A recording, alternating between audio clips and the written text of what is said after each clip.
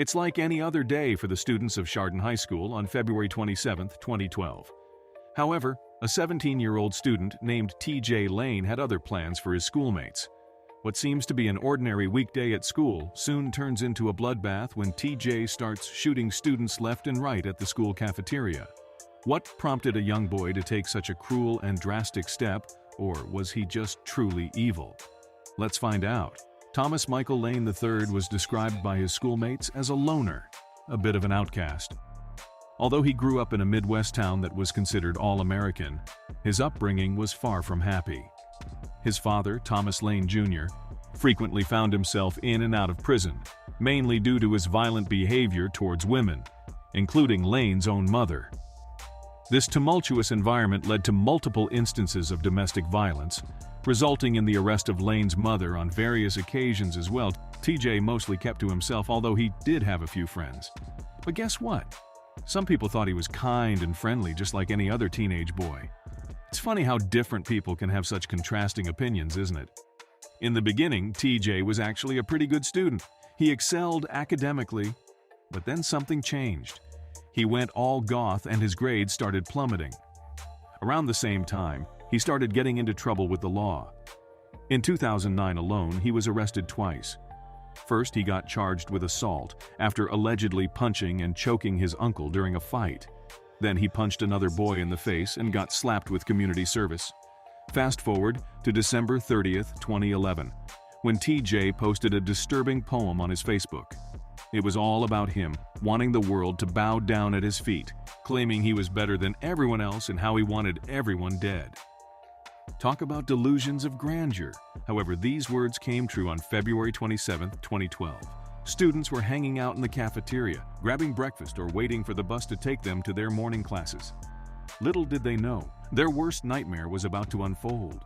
Nowhere, TJ stands up on a table in the cafeteria, armed with a .22 caliber handgun, and starts shooting. Chaos ensues, and the students are terrified.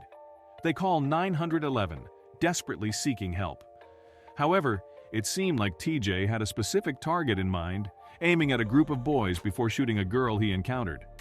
Thankfully, the school's football coach, Frank Hall, stepped in and chased the lunatic out of the building, putting an end to the madness. However, the damage was already done. 3 students, Russell King Jr., Demetrius Hewlin, and Danny Parmertour, tragically lost their lives while Nick Walsack was paralyzed waist down, and 2 others were left with minor injuries. It was a nightmare. What baffled everyone was that TJ was wearing a shirt which had the word killer printed on it. This means that TJ took his time to think through what he was doing. Now, let's fast forward to Lane's trial. It went pretty much as expected, with him being swiftly convicted of his heinous crimes. His classmates would never have seen this coming, or would they? A few days before the shooting, TJ turned to Twitter to warn his classmates that he'd bring a gun to school. But you know how it goes, nobody took him seriously. Well, guess what? The police later found out that the gun he used in the massacre was legally purchased by his uncle, and TJ swiped it from him like a sneaky little bandit. Despite being a minor, TJ was tried as an adult and hit with all 6 charges.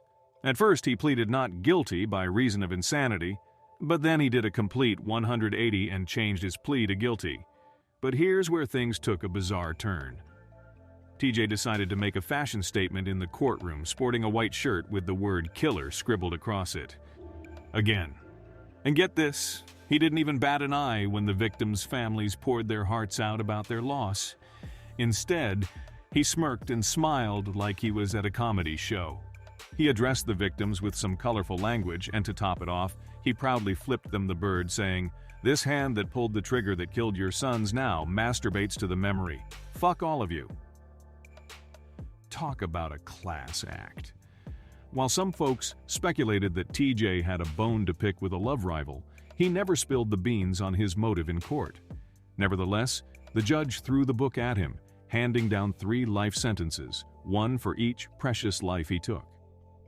After his conviction, TJ was shipped off to the Allen Correctional Institution in Lima, Ohio. But guess what? He didn't exactly turn over a new leaf. Reports from the prison revealed that he was quite the troublemaker, getting into all sorts of mischief. From peeing on walls to self-mutilation and even refusing to do his assigned tasks, TJ was a real handful. However, in 2014, he did the unthinkable. TJ and 2 other inmates attempted a jailbreak, which was nonetheless unsuccessful. This landed him in the Warren Correctional Institution in Youngstown, Ohio, which is like a fortress for the worst of the worst.